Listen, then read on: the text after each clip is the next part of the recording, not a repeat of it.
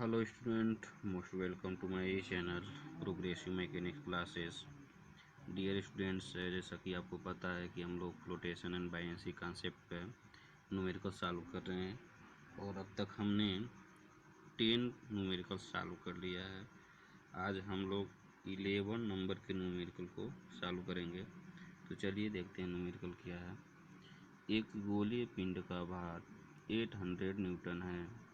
वह पानी में आधा डूबा हुआ है और वह आधा डूब कर तैर रहा है, तो गोले का बाह्य व्यास ज्ञात कीजिए। Dear students, let us suppose that, मान लिया कि ये जो पानी का फ्री सरफेस है यहाँ तक है, जो पानी है यहाँ तक भरा हुआ है।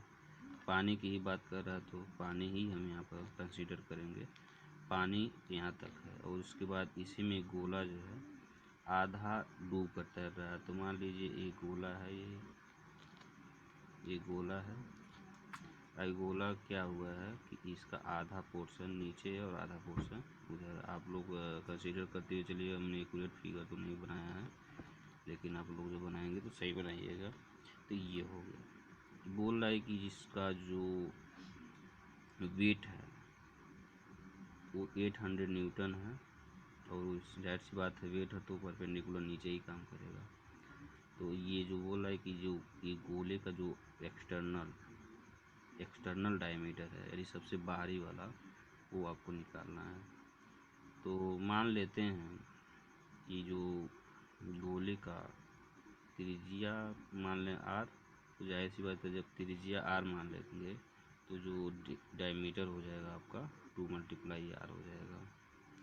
ठीक है, तो इसी को हेल्प से हम क्वेश्चन को सॉल्व करने की कोशिश कर रहे हैं। तो चलिए, सबसे पहले तो जाहिर सी बात है कि एक तो इस गोलीय पिंड का भार काम करेगा नीचे की तरफ। गोलीय पिंड का भार एकदम परपेंडिकुलर नीचे काम करेगा। वो कितना काम करेगा? 800 न्यूटन। दे दिया है तो कोई दिक्कत ही नहीं है। और दूसरा, इस गोलीय पिंड के आधे भाग द्वारा हटाए गए पानी का वेट काम करेगा, वो भी परपेंडिकुलर ऊपर की तरफ, वही बाइंड फोर्स कहलाएगा।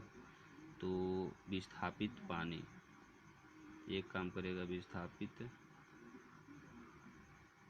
विस्थापित पानी का भार एक काम करेगा कितना? रो काम करेगा, जी काम करेगा और एच काम करेगा रो जी एच, सॉरी रो जी एच नहीं काम करेगा, रो जी नहीं, रोज। डियर स्टूडेंट्स, मैं बताना चाहता हूँ जैसे कि भार जो होता है एम जी के इक्वल होता है, तो यम की जगह पर हम रो इंटू भी लिख सकते हैं। क्यों? क्योंकि ये जो डेंसिटी होता है ये मास और वॉल्यूम का रेशियो होता है। तो जहाँ मास होगा वहाँ पर हम इसका डेंसिटी और वॉल्यूम को मल्टीप्लाई करके हम लिख सकते हैं। तो वही हमने यहाँ पर लिख दिया और जी बगल में तो रहेगा। इसका मतलब हम भार के जगह पर रो भी जी लिख सकते हैं, रो जी एच नहीं, सॉरी रो भी जी लिख सकते हैं। तो फिर कर लेते हैं। और दूसरी बात कि ये चूँकि विस्थापित पानी का भार है तो पानी का ही डेंसिटी यहाँ पर लेंगे तो 1000 हो जाएगा। फिर वॉल्यूम को थोड़ा सा सोचने वाली बात है कि वॉल्यूम कितना होगा। डियर स्टूडेंट्स, आप क्वेश्चन में अगर रीड किए हैं तो देखे हैं कि ये जो गोलीय पिंड है इसका आधा भाग ही इसमें डूबा हुआ है, आधा भाग ही डूबा हुआ है। तो इसका मतलब जितना भाग ये डूबा है उतना ही तो पानी हटाएगा, यानी गोलीय पिंड का जो आधे भाग का आयतन होगा वही विस्थापित पानी का भी आयतन होगा। तो हम जानते हैं, यहाँ पर हम समझ लेते हैं, जो पूरा गोला होता है उसका वॉल्यूम होता है 4/3 pi r cube, 4/3 pi r cube होता है। और जब इसका आधा भाग की बात कर रहा है तो क्या करेंगे, हम 1/2 से मल्टीप्लाई कर देंगे। 1/2 से मल्टीप्लाई करें या 2 से डिवाइड करें, क्यों? क्योंकि किसी भाग का आधा करने के लिए 2 से डिवाइड करना पड़ता है, तो वही 2 से यहाँ डिवाइड किया गया है। डियर स्टूडेंट 2 से ये 4 कट जाएगा तो 2 आ जाएगा, यानी इसको हम लिख सकते हैं 2/3 पाई आर क्यूब। यानी कि जब पूरा गोला रहता है तो उसका आयतन 4/3 पाई आर क्यूब, और जब आधा हो जाता है तो 4 आधा हो जाता है, नहीं 2/3 पाई आर क्यूब। यानी बाई लूम की जगह पर आप लिख सकते हैं 2/3 पाई आर क्यूब इंटू जी का वैल्यू आप 9.81 रख लीजिए। जी आर क्यों नहीं रखते हैं? क्योंकि आर ही हमको पूछा है, आर इनडायरेक्टली नहीं, डायरेक्टली नहीं पूछा है, लेकिन इनडायरेक्टली आर ही पूछा है। क्योंकि जब तक आर हम नहीं निकाल पाएंगे तब तक हम लोग डायमीटर नहीं पहुंच पाएंगे। देखिए आर का जे मल्टीप्लाई पता करेंगे, फिर उसमें 2 से मल्टीप्लाई करके डी ज्ञात कर लेंगे, तो ये हमारा हो गया। अब डियर स्टूडेंट्स हम जानते हैं कि यही एक बाई एंड फोर्स होता है, और बाई एंड फोर्स ही पिंड के भार के बराबर होगा। तो फिर इन दोनों इक्वेशनों को हम क्या कर देते हैं, इक्वल कर देते हैं। तो 800 newton equal to 1000 multiply by 2/3 into pi into R cube into 9.81। अब कैलकुलेटर की मदद से सारा सलूशन ही कर लेते हैं। तो डियर स्टूडेंट्स सबसे पहले क्या होगा, पहले थोड़ा इसको हम और सीक्वेंस में कर लेते हैं। क्या करेंगे, 800 यहाँ लिख लीजिए, फिर मल्टीप्लाई बाई 3, जब इधर जाएगा तो यहाँ मल्टीप्लाई हो जाएगा। फिर क्या होगा, ये डिवाइड में सारे चीज़ आएंगे, ये 1000 भी डिवाइड में आएगा, 2 भी डिवाइड में आएगा, पाई भी डिवाइडेड में आएगा, फिर 9.81 भी डिवाइडेड में आएगा, और आर क्यूब इसी तरह से रह जाएगा। तो चलिए इसको पहले तो हम सॉल्व करते हैं कैलकुलेटर की मदद से। तो 800 मल्टीप्लाई बाई 3, ये हो गया 2400। आर क्यूब को अभी इधर लिख सकते हैं 2400, साइड चेंज कर दिए हमने, कोई दिक्कत नहीं होगा।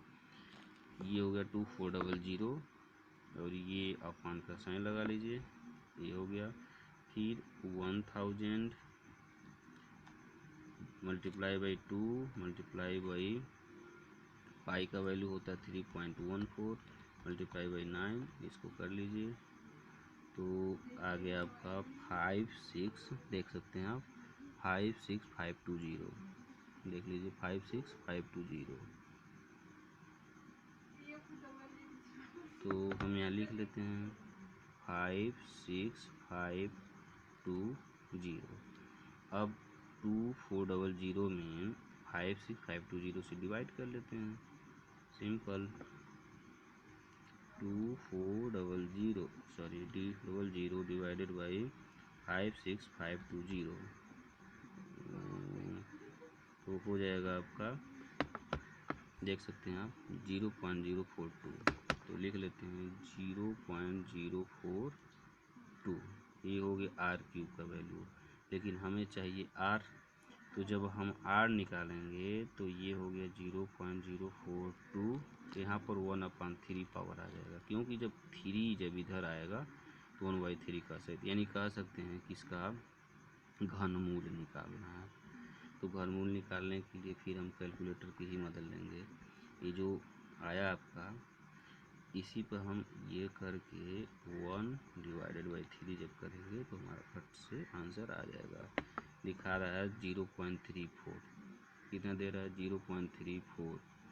तो हम 3 डिजिट तक ले रहे हैं डेसिमल के बाद, 0.34 और 9, ये सब चूँकि कोई जिक्र तो किया नहीं है, लेकिन यहाँ से हम देख सकते हैं कि जो जी का वैल्यू 9.81 लिए हैं, और जी का वैल्यू जब 9.81 का मतलब है कि ये मीटर में, क्योंकि थोड़ा सा हम आपको नॉलेज देना चाहेंगे कि जी का वैल्यू यहाँ पर 9.81 लिए हैं।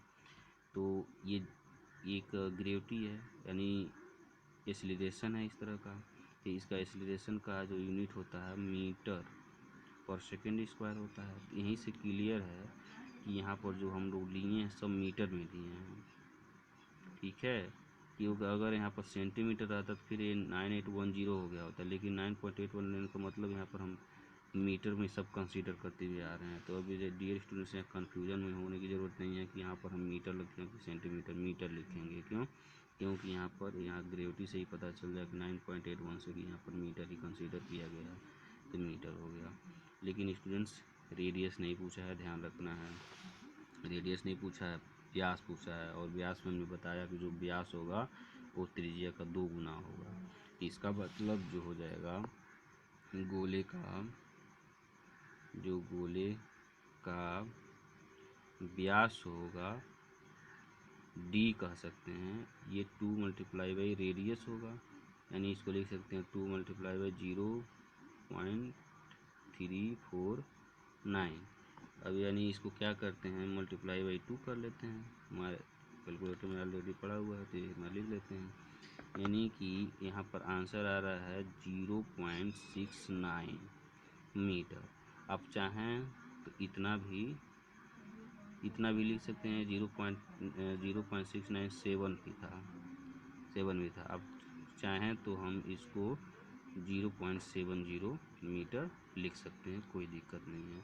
इस तरह से गोले का व्यास हमने निकाल दिया, और यही हमारा आंसर भी आएगा, और यही हमारा पूछ रहा था। तो thank you student very much. मिलते हैं फिर से अगले लेक्चर में अगले क्वेश्चन के साथ।